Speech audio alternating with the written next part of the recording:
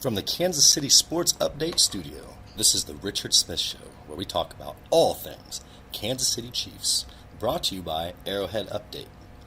Don't forget to check out our Royals Update podcast with Kevin Mong. Check us out on iHeartRadio, Apple Podcasts, Google Podcasts, Spotify, SoundCloud, Spreaker, Player FM, YouTube, and all third-party applications. Also check us out on all major social media platforms. And if you can't find us there, just Google The Richard Smith Show and Kansas City Chiefs, and I promise you will find it. Let's talk Chiefs. How are we doing, Chiefs Kingdom? It is Tuesday, June 4th, and tonight we have a busy show. We've got a lot of stuff to talk about, and I have Ryan back on the show with me tonight. How are we doing, Ryan? I'm doing great. How about yourself, sir? I am doing great. Always love talking football with you. Happy to have you back on. Right back at you. Okay, so we're going to jump right into things tonight. And I think we're going to start off with the second wave of free agency coming about here. And where the Kansas City Chiefs stand with that. You know, we just got a bunch of money back, I believe $9 million back on the Eric Berry deal. And there's some names still out there in free agency that could impact the Kansas City Chiefs. I know McCoy was taken off the table this week, but I mean, we still have Sue, Morris Claiborne, Des Bryant still out there, Martavius Bryant. There's some names. What's your take on the second wave of free agency here, and will the Kansas City Chiefs really make a splash moving forward? From what I understand, and I believe Veach actually spoke on this a while back, to the extent that we're not done yet, I'm curious to see what route he goes with. I really feel comfortable with our offense, not only our starters, I think we have good depth right now. If we picked up any big-name offensive players, I'd be very surprised. You did mention that we saved a little bit of money, or regained a little bit of cap space with the release of Eric Berry. $9 million, something to that effect. I don't see an offensive player that we're going to be able to pick up that would actually help us more than the offensive players we already have. I think that money would be much better spent giving us a little bit more security on the defensive side of the ball. My biggest concern, I would say, the inside linebackers. I'm not trying to contradict myself with this because I was the first one to tell you that I'd like to see how these players perform under a different head coach and a different defensive coaching staff. At the same time, I would like to see maybe a couple of inside linebackers that go in and make an impact. Maybe we can find that diamond in the rough, that leader that we're missing. It'd be really nice if we could, pull that card out of the second wave of free agency. But for me, it really wouldn't hurt my feelings too bad if we sat on our hands a little bit as well. I was really looking for inside linebacker depth in this second wave. I didn't really see a whole lot. I don't know. Did I overlook anything, or is there any linebackers that are really out there? I honestly don't believe you overlooked anything. I don't see anything spectacular out there either. I'm just saying that maybe there is something. Veach can find that diamond in the rough. Bring in some guys that nobody knows of, and we'll find a surprise. That's all I can think of when you say making a splash in the second half of this free agency. Again, I don't see it being offense. I just don't see any absolute needs at offense. If we were absolutely looking for something to fill with that free agency, I would be looking at the defensive side of the ball, inside linebackers, possibly more defensive backs, if nothing else for depth. Right, absolutely. And, I think one of the hardest things for the Kansas City Chiefs going into the second wave of this free agency is the fact that, let's be honest, some of the best defensive players still out there were cut from the Kansas City Chiefs. the season before. The number one person in free agency right now is Eric Berry. So I mean, when I look at that and I look at the players that's left, it's like we're not gonna pick back up what we just cut. And you're right. I don't see any need on offense in the second wave. I don't see, like you said, if they dig somebody up, I feel like you're right. That's the only way we're really going to do anything in this second wave. It just doesn't make sense for us to burn our salary cap and really take a stab in the dark at a player that more than likely is going to be a bust. And it seems like with our franchise, the main thing here is to get younger. I agree with that. I think, and this is just being the cautious Ryan that I kind of am. I'm not big into gambling, but going into your OTAs, going into your mini caps, going into preseason, it would be nice to have a little bit of extra security with that extra cap space in case we do lose someone to injury that would make a big impact. That's just me, like I said, being overly cautious, but that's a nice little security blanket to have the roster that we do and still have extra cap space. I think that's a great security to have. And to be honest with you, I feel like with the talent that we have and where we're sitting at and our franchise right now, all around top to bottom, we're very fortunate to have the success that we're having, the players that we have, and still have cap space. But that's just one of those scenarios where the Chiefs have played their cards right, and they're going to continue to. And, all of our stuff is a speculation here because you can't really get too much out of OTAs, and you can't really dig up a whole lot in the second wave of free agency. But let's keep it real here. Clark Hunt gave the franchise to Andy Reid and said, look, I've seen what you've done in the NFL and the college level. I want you to take this franchise, turn it around, make it your own, because you've proven yourself in the NFL over the last 40 years. And look what Andy Reid has done with that. If I think Kansas City would be blind to say that this is not Andy Reid's show. This is a Big Red show, period. That's it. I will agree 100%. And anybody who doubts that needs to go back, and they need to remember how the Dorsey thing went. We had our head coach, Andy Reid, interview the general manager job. It was up to Andy Reid to basically interview his, quote, boss, unquote. So we know who's running the show, and it's rightfully so. Andy Reid has proven himself. I do believe that it is his show, and the GM is there to assist him. That's how I see it. Absolutely. Look, I look at our GM as more of a recruitment tool. Our GM is sitting there watching film on guys that we are going to bring in relentlessly all day, every day. And I feel like that's really what has epitomized Brett Veach and solidified his position. And here's what I love about Andy Reid. When he brought in his guys, when he brought in Spags, and then Spags brought in House, and then, look, we also have, who's our defensive back coach? Sam Madison. His coaching tree, when he let Spags take over, he's like, he did exactly what Clark did. He said, here's the keys to the defense. Now make it your own. And I love that because Andy Reid also did that with Patrick Mahomes. He knows what he's doing. He knows when he's got smart guys around him and he's got that trifecta, or those four guys that really can make this core something strong, you let them take control. Don't fix what's not broke.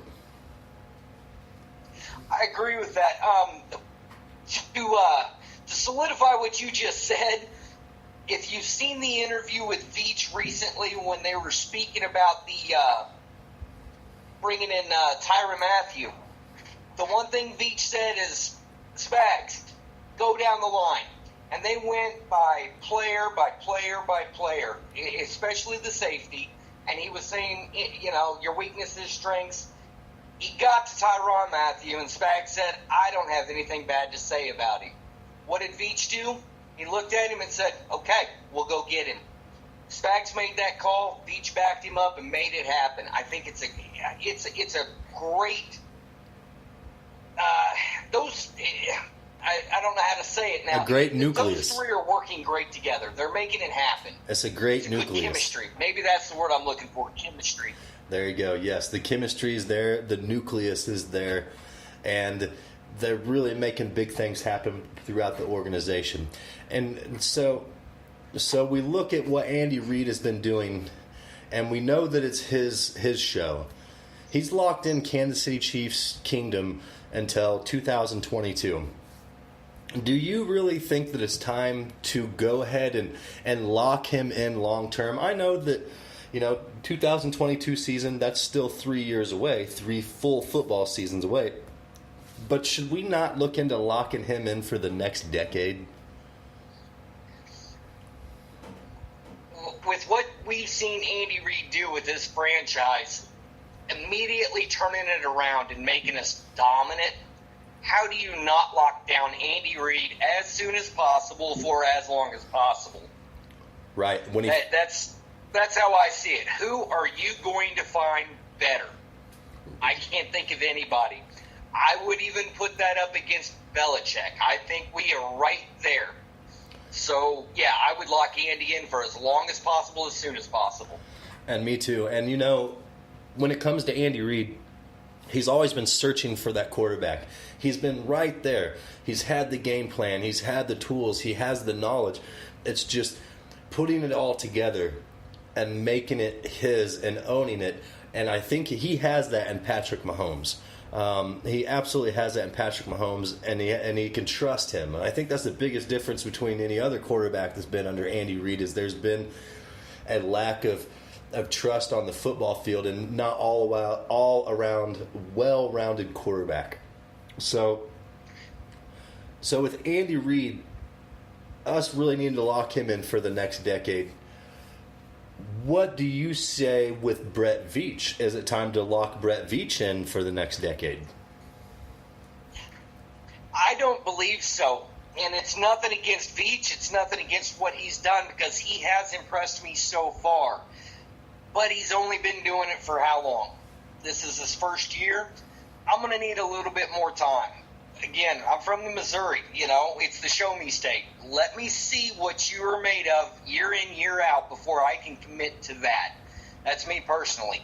I do like Veach, but again, he's going to need to prove a little bit more. And like we just touched base on, do we know how much of this is Veach and how much of this is Andy Reid? Very true. So is this a situation where anybody could walk in and be the general manager of the Kansas City Chiefs? I wouldn't say so because they complement each other so well. So I guess here's my curveball to you, Ryan. You've been expecting it. I know. Look, you've been expecting it, so here's my curveball. What if we win a Super Bowl this year? Then what do we say about Brett Veach? If we win a Super Bowl this year, I cannot change my opinion yet. It's the same thing. How much of this team was actually put together by Dorsey before Veach got here? We're still running on a lot of Dorsey's extras and his setup when he worked with Reid. A lot of this is Clark Hunt. Veach needs to prove more for a little bit longer of time before I'm ready to say this is our guy. And the thing with John Dorsey is a control freak. I mean, he realistically is. It's been known in Chiefs Kingdom that he was a control freak, and it's known in Cleveland that he likes being in control. That was the clash of the Titans when Andy Reid, joined forces with John Dorsey. You can't be a stubborn GM with a legendary coach. It doesn't work like that. I mean, you got to let somebody take control. And obviously John Dorsey, in my mind, he's never had enough leverage in the league like Andy Reid has. And you look at that coaching tree. Look at Andy Reid's coaching tree too. It spreads out so much. 25% of the coaches, the NFL head coaches in the league right now are under an Andy Reid coaching tree. That is correct. Back with Dorsey, I just want to touch on this real quick. You are correct about that clash between, two very, I'm going to use the word stubborn. I'll throw it out there. They're both stubborn, and that's okay. I think they were still able to work with that. In my personal theory, I think the icing on the cake with Dorsey is how he dealt with Jeremy Maclin and releasing him. I believe that was very unprofessional, and it was, let's face it, Maclin was kind of Reed's boy. And to just dispose of Maclin over a voicemail, I think that was the icing on the cake for Reed. And I think he got with Clark and said, that's not how we do business here. This is a professional organization, and I don't want to get the name of this is how we do business with players, because that will turn off free agents coming to Kansas City. Demetrius Harris, that was a big one.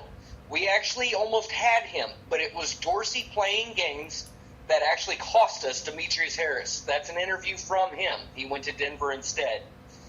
Wow. That I think that was the icing on the cake with Maclin, and that's why Dorsey left the way he did, or kind of pushed out the door, is because of that lack of professionalism.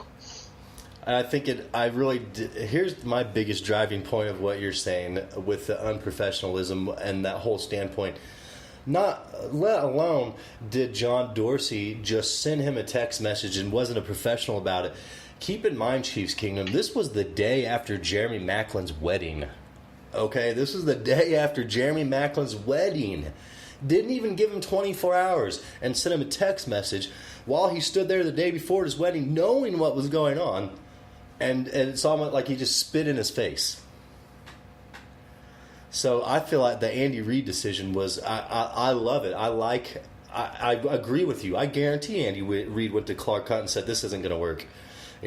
I wouldn't want to say gave him an ultimatum, because at that point you got Andy Reid. There's no ultimatum. And having Andy Reid's like having there's no ultimatum. No, that's like having LeBron James on your team. Like, you do what Andy says, or like, you're probably going to get fired. Exactly. So we have touched base on all that, and I'm a big Brett Veach fan. I say that if he wins the Super Bowl, we lock him in. I do see what you're saying. No disagreement whatsoever. I just love the kid. He works well with Reed. I want to stick with him. So we're going to shift gears here a little bit, and we're going to touch base on some players that really don't get much coverage throughout the season, or really any coverage at all. But we need to touch base on the backup quarterback position. And we've got Chase Litton and we've got Chad Henne. Do you feel comfortable? And look, I'm going to be careful how I say this, okay? I'm going to be careful how I say this. We're going to say hypothetically, possibly something happens to our starting quarterback. Now, I'm going to say, knock on wood, and say that'll never happen. But hypothetically, we'll say something happens to our starting quarterback. Do you feel comfortable having Chase Litton and Chad Henne as your backup quarterback coming in to replace a person with such stature as Patrick Mahomes? We will never find a true replacement for Patrick Mahomes. Here's my question to you. Is this a one-game injury, a three-game injury, or a season-ending injury for Patrick Mahomes? Because that's going to change my opinion on what we should do from that point. If we're looking 1 to 3 games, you put Henne in there. Henne can game manage. I have confidence that he can be our Alex Smith, not make mistakes and allow the stars to do what they do. If it's beyond that, I give Litton a chance. And that's me. I think you got to go all in, and I think Litton's a little bit more athletic, and I like Litton. I like him a lot, and I'm excited to see him this preseason. And you bring that up. That was one of my biggest things. Is as Henne is our game manager backup. I'm curious to see if Litton can step up this preseason and maybe sneak that second string quarterback away from him. And I know that's going to be an unpopular opinion. That's a bold prediction, but I'd like to see the kid step up and take that second string position. I think he's good enough. It's been said that Litton has some talent and has some arm strength and is an intelligent quarterback. And me personally, where I stand with it, we're locked in with Patrick Mahomes for the next 10 years. Would I love to have a good backup quarterback? Absolutely. If Chase Litton comes in this preseason and has a great preseason and has to step in for 3 games during the regular season, and even just goes 1-2 in those 3 games, I'd be happy with that. Anything beyond that, like you said, I want to just see what Litton can do. I like Henny as a game manager as well, but I think Litton can be a playmaker. Now, here's my thing. When it comes to Litton, I feel like there's so much talent with him that if he shines like he does, we need to do him the biggest favor of his career and send him somewhere where he can shine, where somebody can use his talent, and he's not sitting on the bench riding behind a Patrick Mahomes. Because I don't care what quarterback I don't care who you put on the Kansas City Chiefs, he's going to sit behind Patrick Mahomes. We could bring in the quarterback from Green Bay. We could bring in Aaron Rodgers, and he would sit behind. Rodgers. Yeah, we bring in Rodgers. He'd sit behind Mahomes. That's how good he is. So that's how I look at it. Is if Litton's a big talent, let's send him off and let him shine. Help me out real quick. Litton, I think he's a little undersized for your normal quarterback, and that might be his biggest thing. Correct me if I'm wrong. I just thought he was closer to 6 foot on the shorter side. Is that correct? I think he is. Yes, I think he's shorter, but he's smart. That might be the only thing that would hold him back from being that starter in most people's eyes. Mm-hmm. He's not quite the Kyler Murphy or Russell Wilson, the shorter athletic guys. Mm-hmm. So that might be a turnoff for most franchises to want to put him as a starting quarterback. But at the same time, as the second string quarterback, I think I'm all in with the kid. Perfect. And I love that. That's nice to hear, because this is a scenario that we never talk about in Chiefs Kingdom, and it's got to be brought up at some point. So the fact that there's some people out there that are feeling good about our depth at quarterback, that's nice to hear, because you never know. You never know. And not to say anything's going to happen, because God forbid it does, and I'm praying that we have this kid for 10 healthy years, and that's as far as it goes. So I want to talk about a man who has been a staple for the Kansas City Chiefs for years now, and he has more fun in his role than I would probably say anybody that in my entire life following Chiefs Kingdom. But look at the man. We're talking about the sausage. We're talking about Shermanator. Okay, my guy here. Look, the dude loves protecting the quarterback. He'd rather throw blocks than catch touchdowns or rush for touchdowns. He's getting up there in age. We never really hear a whole lot about him, but it's always on a positive note, which is great. Where are we with the Shermanator? Are we at a point where it's time to look on from Anthony Sherman, or do we just keep riding out this wave? Finding a fullback like Anthony Sherman's not an easy deal. The fullback's almost a dinosaur now. You don't see many teams use them at all. You'll have what I guess you'd call an H-back. You'll see a hybrid tight end fullback play both positions, whatnot. We're seeing a lot of that, especially with the passing offenses now. A true fullback's tough to come by. I would hate to let him go a minute earlier than we ever have to. It is probably time to see if we can get some younger guys up underneath him, practice squad. If we could squeeze a second string fullback, I'd be okay with that. Not likely. But at least somebody to learn under him and get his mentality and just carry on what he brings to our team in a younger form. That would be optimal. I think we'd all agree with that. Anthony Sherman, boy, that guy's tough. We got another 5 years with him. I bet he pounds out another 5 years, and I'll have to drag him off the field.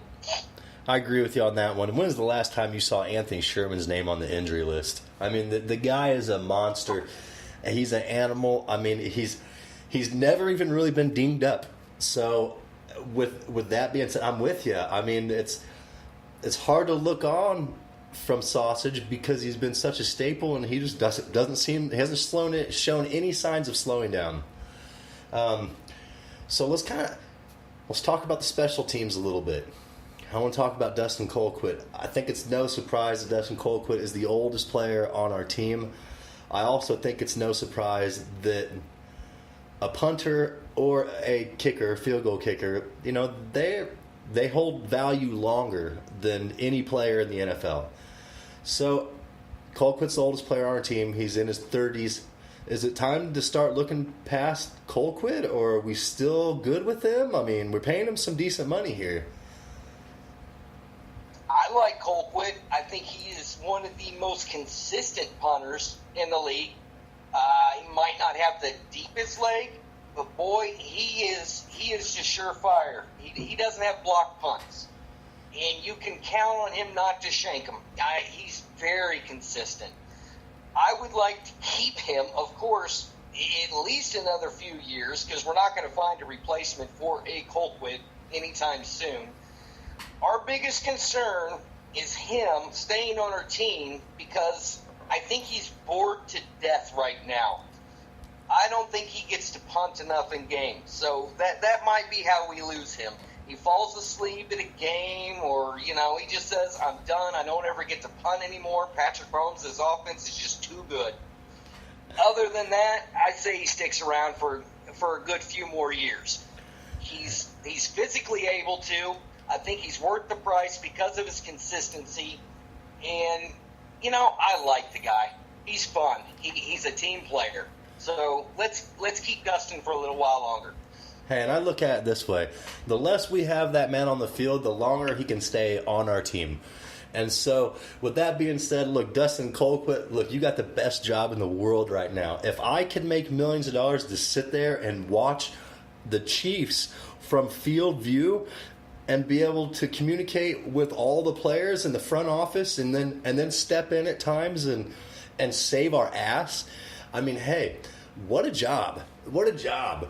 And so, yeah, let's hold on to Colquitt. Let's rock that till the wheels falls off. And I'll tell you what, we're really good at doing that with players like Pete Stoyanovich, with players like, what was that other guy's name back in the day? Mustache Man. Oh, Nick Lowry. Nick Lowry, yes. We rock these kickers until the wheels fall off, and then we drag them out there in a wheelchair.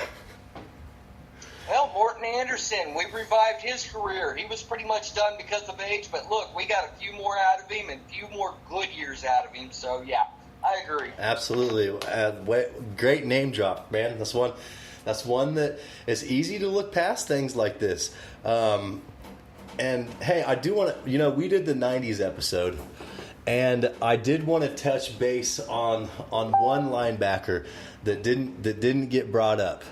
And what was that guy's name? Donnie Edwards. I had to bring up Donnie Edwards. I know that I'm really going back there, but we didn't bring up Donnie Edwards in our 90s broadcast, and I had to bring his name up. I just think that's one of those things as Chiefs Kingdom. I mean, we respect our linebackers, and he really stood in at a pivotal point and kind of helped Kansas City get over the hump of a tragedy. So I will say Donnie Edwards. Thank you, Donnie. Go ahead. I'll give you Donnie Edwards, but I got to tell you, you want to know why he kind of got forgotten by Chiefs Kingdom? He went to San Diego? Exactly. I think we expect all of our players to just be loyal to the Chiefs, to die in a Chiefs uniform. And unfortunately, the business side, it doesn't happen that way. So we kind of shun those players because we feel like they shafted us. Fair. That would be my reason why I think Donnie Edwards gets a little bit overlooked. And it makes sense. It does. But I had to bring the guy's name up because he had some good years with the Kansas City Chiefs. Moving on, because essentially he was a San Diego Charger after that. But I will say, we can't hate the man because we don't hate Marty. I mean, I agree. Just throwing that out there. There's no way we could ever look. I'll tell you what. Still to this day, if Marty was like, put football pads on and play for me, I'd play my heart out for him, guaranteed. So, okay, we're going to talk about Patrick Mahomes a little bit, but we're not going to talk about Patrick Mahomes essentially personally. Let's touch base on all these Mahomes haters. What do we got going on out here in this NFL network of fans with these haters just constantly left and right trying to pick Mahomes apart any way they can. And honestly, at points, some of these people make themselves look really stupid. So what's your take on these Mahomes haters, and what's up with this? You know what it is. I know what it is. It's pure jealousy. Anybody outside of Chiefs Kingdom, I'm telling you right now, they're sitting there thinking, why couldn't we have drafted this kid? You've got to love him. You've got to respect what he's done. Anybody who says it was a lucky first-year start, go back and look at the 2018 highlights. That's not luck. I've heard arguments that it's the weapons that he has around him that makes him good. I'm going to fight you on that one. Those weapons don't get the ball without an excellent quarterback getting it to them. Vice versa. That quarterback's not great if he doesn't have the weapons. It's a team thing. You can't take it away from either of them, whether the weapons or the quarterback. And it drives me nuts. We heard when we first drafted him, oh no, a Big 12 quarterback, never going to work in the NFL. There were a few of us that argued, we're good. We're good. This is what Andy Reid needs. He comes in his first season. Everybody's like, oh, he's Brett Favre. He's going to just throw as many interceptions as he does touchdowns. And here's a few of us. You don't understand. The kid's smart. The kid's accurate. And he does take chances, but Andy Reid's going to dial him down and do it the right way.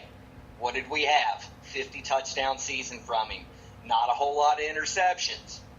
Now what are we hearing? Oh, well, even RG3 had a good first year.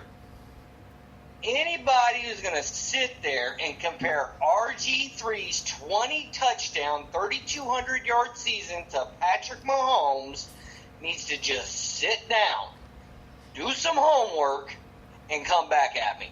Period. We've never seen anything like Patrick Mahomes, with the exception of Dan Marino in his first year starting. And that's not a bad comparison. We're good. Keep hating on Mahomes. Keep sleeping on the Chiefs. That's all I got to say. I'm okay with it. I am too, because they are... Look, these fans are keeping us as underdogs. And I'm cool with that. Keep us as underdogs. Keep telling us that Mahomes isn't this. And keep telling us that Mahomes isn't that. Because that Sunday, when Mahomes lines up against your team and there's 2 minutes left in the game and the Chiefs are down by 4, and we know he's going to do it, he knows he's going to do it, and your team knows he's going to do it, and your fans know he's going to do it, then come tell us that he's not the quarterback that we thought that he is here in Chiefs Kingdom. And he's proven this over and over and over again on multiple occasions. So, with all those haters out there, keep hating. Because I'll tell you what, Mahomes is the type of kid, that's just fuel to his fire. You tell that kid he can't throw 50 touchdowns, he's going to go out there and throw 60 touchdowns just because you said he couldn't. And I love that in that kid. That kid has a win or die attitude. No matter what, all that kid wants to do is win. He tells his receivers, keep running, keep running, keep running, because he will find you. He will find you. He'll find the open man. He'll find the big play, and he will shut all of these haters up.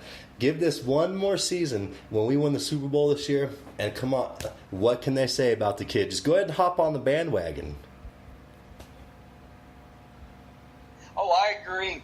But you're going to hear it next year. Mahomes throws 60 touchdowns this year. We win the Super Bowl. Oh, well, that's just 2 years. Can he keep doing it? We're going to hear it. We're Chiefs fans. We're used to this. It's okay. It's okay with me. I know what we got. You know what we got. So just sit back and enjoy, because we are.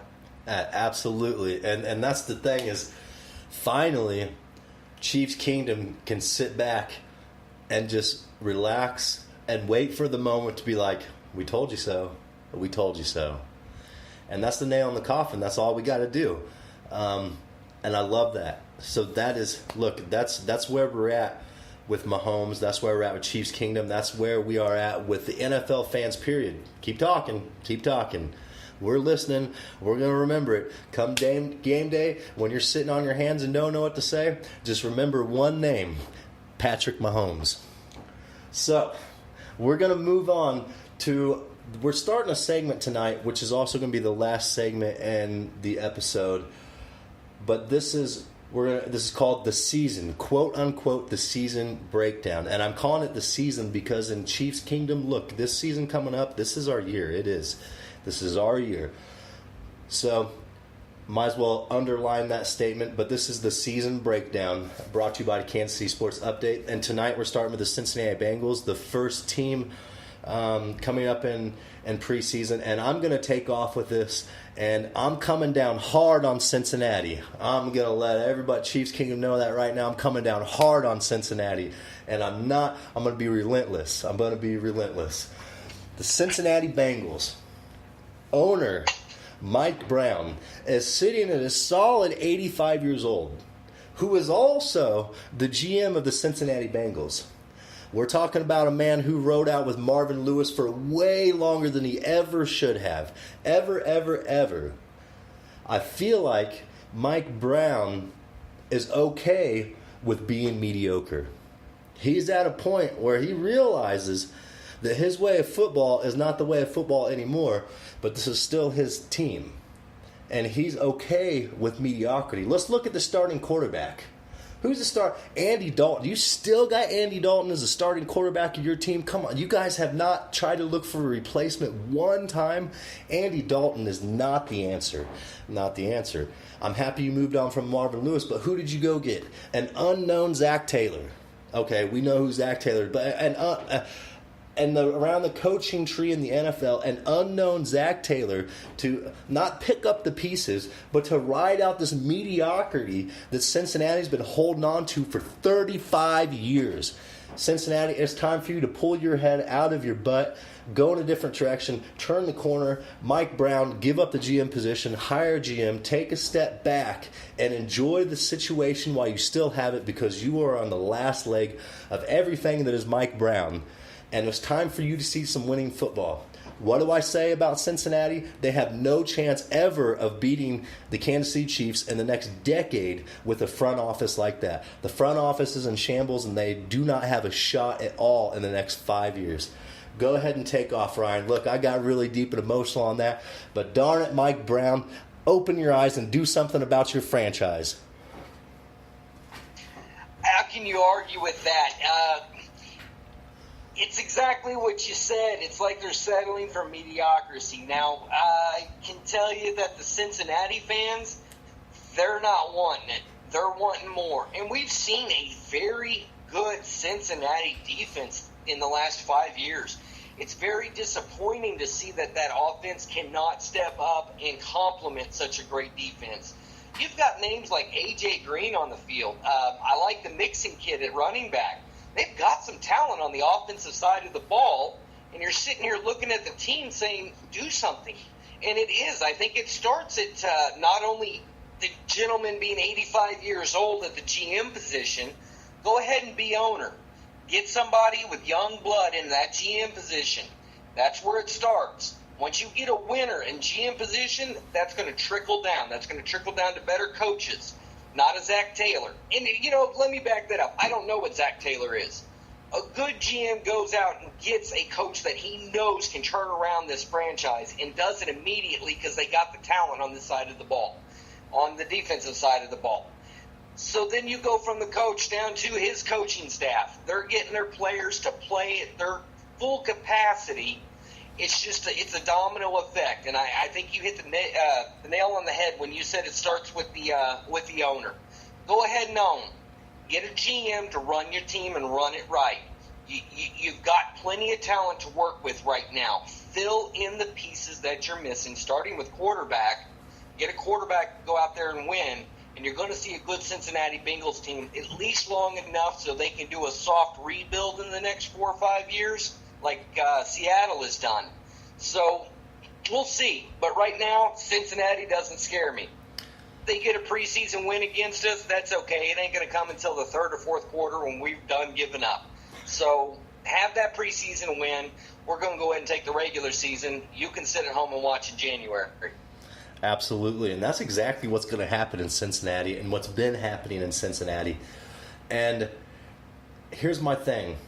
Zero leadership from top to bottom.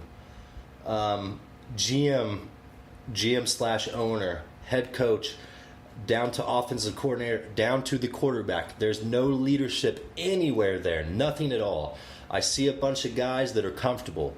That's what I see. I see a comfortable franchise that is floating on the name of the Cincinnati Bengals, and it's time for them to really make a move because there is a passionate fan base there.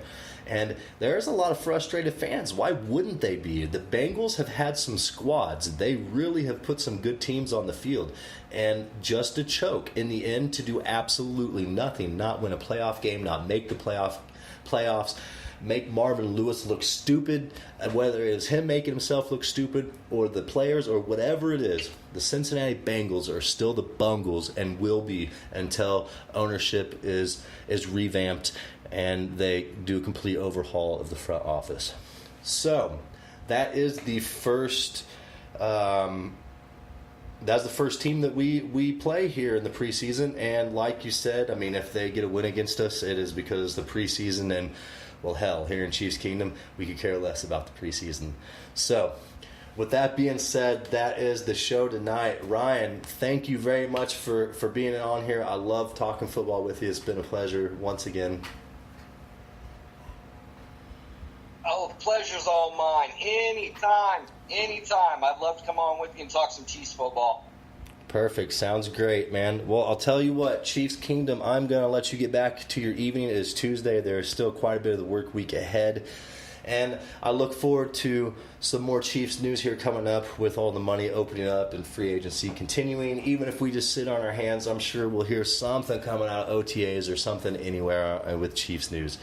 So with that being said, from the Kansas City Sports Update Studios, this is the Richard Smith Show, where we talk about all things Kansas City Chiefs. Brought to you by Arrowhead Update. Check us out on our iHeartRadio, Apple Podcasts, Google Podcasts, Spotify, SoundCloud, Spreaker, Player FM, YouTube, and all third-party applications. Check us out on all social media platforms. And if you cannot find us there, just Google The Richard Smith Show and Kansas City Chiefs, and I promise you will find us. Have a great night.